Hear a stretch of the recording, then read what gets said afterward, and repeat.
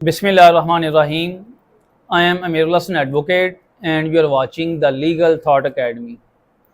आज का ये वीडियो लेक्चर उन लोगों के लिए तो इंतहाई अहम है जिनके ऊपर या तो FIR हो चुकी है या होने वाली है और उन्हें इस बात की परेशानी है या वो इस बात से टेंशन में है कि उन्हें उनके पूरे जो हकूक़ हैं वो पुलिस की तरफ से नहीं दिए जाएंगे या पुलिस उनको बर वक्त अदालत में पेश नहीं करेगी या फिर पुलिस उनको जो है जिस्मानी रिमांड के दौरान उन पर तशद्दुद करेगी। ना सिर्फ उन लोगों के लिए कि जिनके ऊपर FIR हो गई है या होने वाली है, बल्कि तमाम दीगर दोस्तों के लिए भी आज का लेक्चर अहम है।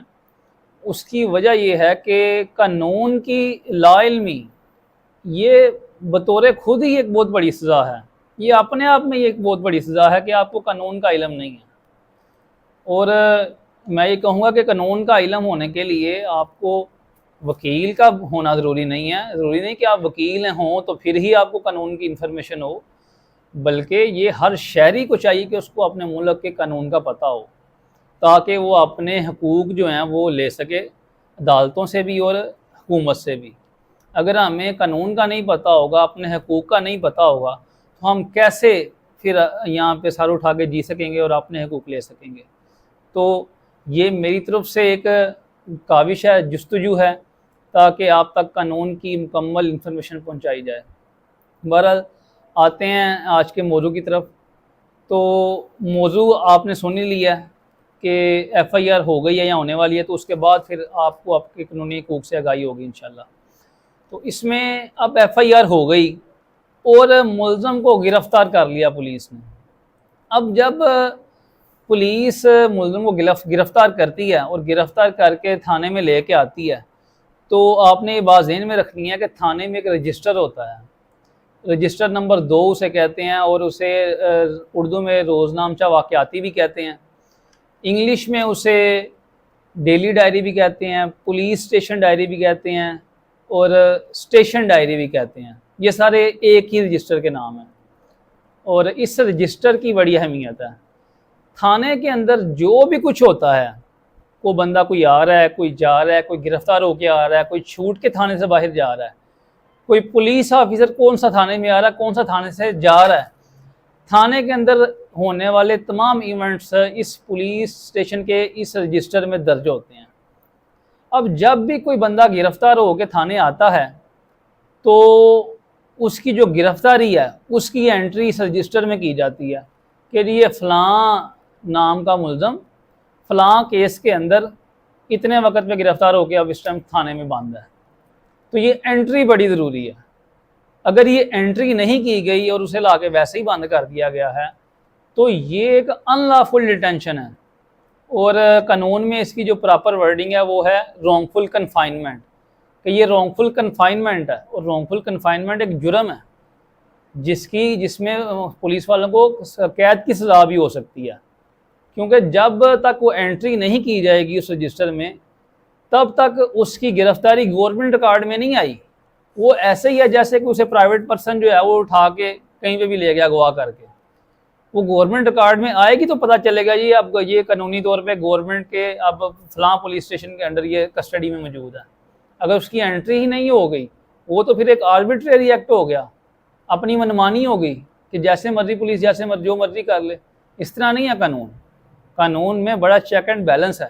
अब जब वो एंट्री हो जाती है तो इसका फ़ायदा ये होता है कि गिरफ़्तारी के फिर 24 घंटों के अंदर अंदर मुलज़म को अदालत में पेश करना होता है।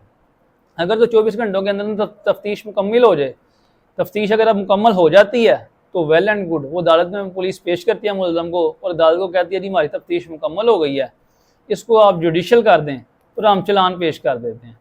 अगर तफ्तीश मुकम्मल नहीं होती तो जब वो पेश करते हैं मुलज़म को पुलिस वाले अदालत में तो वो फिर दोबारा जिस्मानी रिमांड की रिक्वेस्ट करते हैं कि जी दोबारा हमें जिस्मानी रिमांड पे मुलज़म हमें दिया जाए ताकि हम तफ्तीश मुकम्मल कर लें। लेकिन ये तभी होगा जब उसकी एंट्री इस रजिस्टर में की जाएगी, जब वो एक कानूनी तौर पे गिरफ़्तार हो जाएगा। जब एंट्री नहीं की जाएगी तो वो रॉन्गफुल कन्फाइनमेंट में है, वो उसको जितने दिन मर्जी वहाँ पे रख लें। इसलिए मैंने इस चीज़ के ऊपर काफ़ी अभी ज़ोर दिया है कि वो एंट्री होना वहाँ पे ज़रूरी है, ताकि वो एक ऑफिशियल रिकॉर्ड का हिस्सा बन जाए और फिर पुलिस ड्यूटी बाउंड है कि उसको 24 घंटों के अंदर अंदर अदालत में पेश करे। अब अगर एंट्री नहीं करते ये इस तरह इसमें डायरी में एंट्री नहीं करते स्टेशन डायरी में, और कोई केस भी नहीं है, ऐसे ही पकड़ के ले आए हैं, आपको लगता है ऐसे ही बिला वजह पकड़ के ले आए हैं, या केस है लेकिन इसके ऊपर नहीं है, इसको ऐसे ही बस ले आए हैं, शक भी नहीं है, बस किसी ग्रज की वजह से ले आए हैं, तो आपको चाहिए फौरी एक वकील साहब को आप अंगेज करें और सेशन जज साहब के पास, मुतलका जो आपके ज़िले के सेशन जज साहब हैं, वहाँ पे आप एक 491 की पटिशन दायर करें। उसमें यही होता है कि अगर किसी बंदे को पुलिस गैर कानूनी तौर पे रॉन्गफुल कन्फाइनमेंट में रखती है, तो सेशन जज साहब फौरी तौर पे एक बैलफ, एक अदालती एहलकार जो है उसको पुलिस स्टेशन में रवाना करते हैं।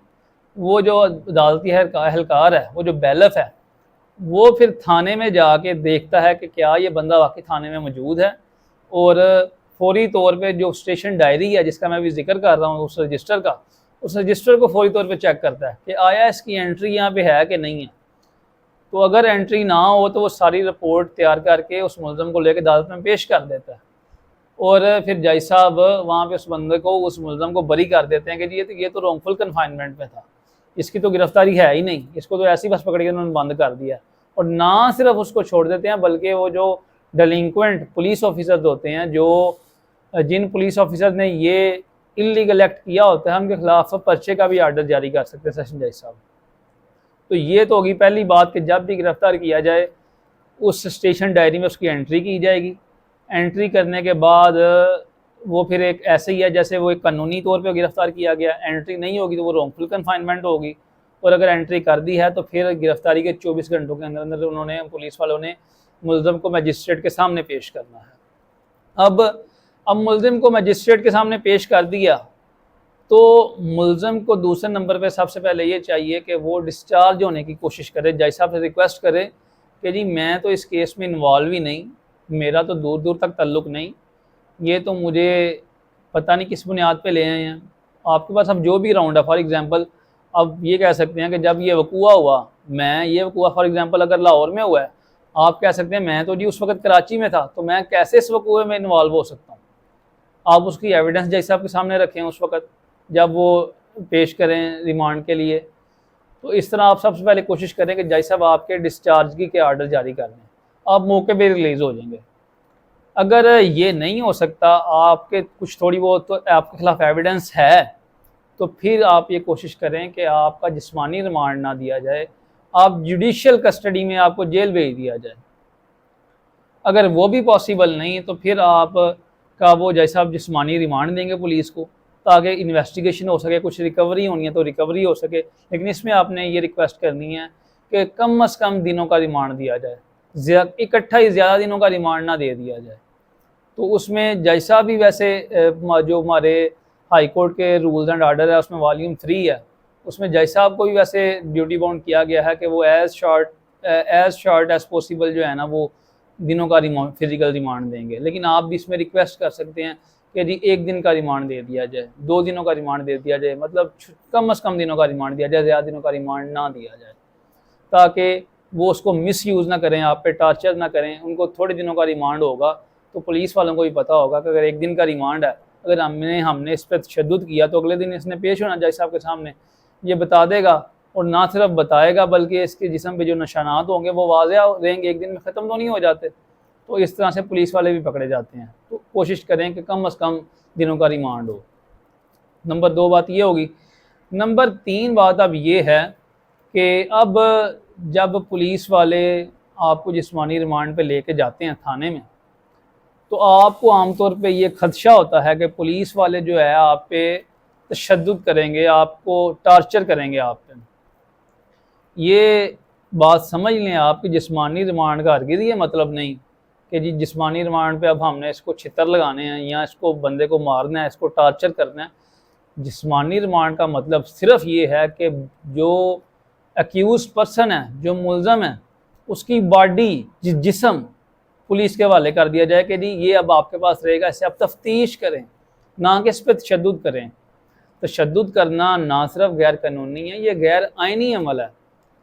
हमारे आईन पाकिस्तान का जो आर्टिकल 14 है उसकी क्लास 2 उस स्पेसिफिकली कहती है कि किसी भी मुल्ज़म पे उससे एविडेंस निकलवाने के लिए उस पर तशद्दुद नहीं किया जाएगा, और अगर कोई तशद्दुद करता है तो ये बड़ी अच्छी बात है कि अब इसके ऊपर प्रॉपर लेजिस्लेशन हो चुकी है, प्रॉपर कानून इसके ऊपर बन चुका है कि अगर कोई पुलिस ऑफिसर तशद्दुद करता है तो उसको सज़ा होगी। और इसका जो कानून जो स्पेसिफिकली बन चुका है उस कानून का नाम है torture and custodial death prevention and punishment act 2022। इस कानून के तहत FIA को, फेडरल इन्वेस्टिगेशन एजेंसी को इख्तियार दे दिया गया है कि अगर किसी को भी शक है कि उनका कोई अजीज़, कोई जानने वाला, कोई रिश्तेदार या कोई वैसे उनको पता है किसी मुल्ज़म पे तशद्दुद हो रहा है, तो उसकी कंप्लेंट, उसकी जो है फौरी तौर पे इंफॉर्मेशन FIA को जाके दें कि जी ये हमारा वहाँ पे बंदा फलां केस में बंद है, पुलिस ने किया हुआ है और उसके बाद तशद्दुद कर रहे हैं। FIA फौरी तौर पे उसकी कार्रवाई करेंगे और उसकी इन्वेस्टिगेशन करेंगे। और इस कानून में FIA को पाबंद कर दिया गया है कि वो 30 दिनों के अंदर उन्होंने इन्वेस्टिगेशन को मुकम्मल करना है, और इन्वेस्टिगेशन मुकम्मल करके सेशन जज साहब को इख्तियार दिया गया है कि फिर सेशन जज साहब उस पुलिस ऑफिसर का ट्रायल करेंगे जिसने तशद्दुद किया होगा। और फिर वो ट्रायल का भी टाइम मुकर्रर कर दिया गया है कि 3 हफ्तों के अंदर अंदर सेशन जज साहब वो ट्रायल को मुकम्मल करेंगे पुलिस ऑफिसर के, और उसको सज़ा देंगे अगर वो सज़ावार पाया गया, अगर ये साबित हो गया कि हाँ वाकई इसने तो उसके बाद तशद्दुद किया है। तो ये आपको इन कानून कवानीन का पता होना चाहिए। ना सिर्फ ये आप FIA को दरख्वास्त दे सकते हैं, बल्कि इसी कानून के तहत जो मैंने अभी आपको बताया है, torture and custodial death prevention and punishment act 2022, इसके तहत आप अपने मुतलका मजिस्ट्रेट को भी एप्लीकेशन दे सकते हैं कि जी हमारा फ़लाँ बंदा फ़लाँ केस में फ़लाँ थाने के अंदर बंद है और पुलिस उसके ऊपर इस वक्त तशद्दुद कर रही है, तो मजिस्ट्रेट फौरी तौर पे उस मुल्ज़म को बुलाएंगे और उसका मेडिकल करवाएंगे। और अगर मेडिकल में तशद्दुद साबित हो जाता है, सामने आ जाता है कि वाकई इसके ऊपर तशद्दुद हुआ है इस मुल्ज़म के ऊपर, तो फिर मजिस्ट्रेट खुद वो FIA को इतला देंगे। वो ड्यूटी बाउंड है इस कानून के तहत, वो खुद FIA को इतला देंगे और फिर FIA वो सारी प्रोसीडिंग वैसे ही करेगी, इन्वेस्टिगेशन कंप्लीट करेगी, सेशन जज साहब के पास वो चलान भेजेगी और सेशन जज साहब उसका 3 हफ्तों के अंदर अंदर उसका फैसला सुनाएंगे उस केस का। तो एक बड़ी स्पीडी एक रेमेडी दे दी गई है। तो ये हमारा तीसरा पॉइंट हो गया कि जिसमें अगर पुलिस तशद्दुद करती है या आपको लगता है करेगी, तो आप ये कानून की मदद ले सकते हैं, FIA को दरख्वास्त दे सकते हैं, मुतलका मजिस्ट्रेट को दरख्वास्त दे सकते हैं और उसका मेडिकल करवा सकते हैं, और पूरी इसके ऊपर बड़ी स्पीडी कार्रवाई हो जाएगी उस पुलिस ऑफिसर के ख़िलाफ़। और ना सिर्फ ये वाला कानून है, बल्कि तशद्दुद करने के ऊपर पुलिस आर्डर 2002 का आर्टिकल 156 156 उसकी क्लास D भी इसको जुर्म करार देती है कि अगर कस्टडी में आपके पास कोई बंदा है पुलिस ऑफिसर के पास, उसके बाद तशद्दुद करे तो उसकी 5 साल तक उसने कैद रखी है कि 5 साल तक उस पुलिस ऑफिसर को कैद की सज़ा हो सकती है अगर वो तशद्दुद करे। तो ये कानून था जी कस्टडी के दौरान तशद्दुद करने के ऊपर। हमारे 3 पॉइंट हो गए।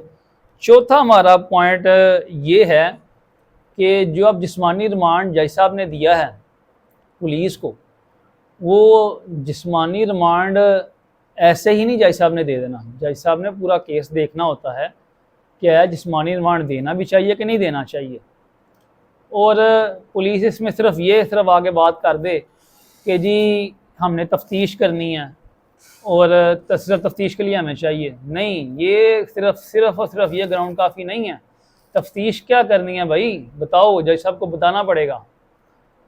अगर तो वाकई रियल नेसेसिटी है कि मुल्ज़म का खुद मौजूद होना ज़रूरी है, फिर ही वो तफ्तीश हो सकती है। मिसाल के तौर पे रिकवरी करवानी है, तो रिकवरी के लिए मुल्ज़म का आना ज़रूरी है।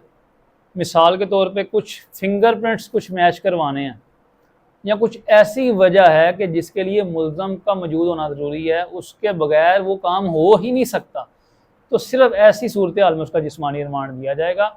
बाकी जितनी भी तफ्तीश है जिसमें मुल्ज़म का होना ज़रूरी नहीं, उसके बगैर वो तफ्तीश हो सकती है, तो उसमें मुल्ज़म को जिस्मानी रिमांड पे नहीं दिया जाएगा। और ये जिस्मानी रिमांड ज़्यादा से ज़्यादा 15 दिनों का होता है। इन 15 दिनों में वो 24 घंटे शामिल हैं, जो मैंने सबसे पहले आपको बताया कि 24 घंटे पुलिस जो है वो मुल्ज़म को अपने पास रख सकती है और 24 घंटों के अंदर उसने पेश करना होता है। ये 24 घंटे मिला के जज साहब टोटल 15 दिनों का रिमांड दे सकते हैं, जिस्मानी रिमांड। और इसमें भी मैं आपको पहले अर्ज कर चुका हूँ कि वो पुलिस जज साहब ने ये कम अज़ कम दिनों का रिमांड देना होता है। एक एक दिन का करके देते हैं, 2-2 दिनों का करके देते हैं, कम अज़ कम दिनों का करके रिमांड देना होता है।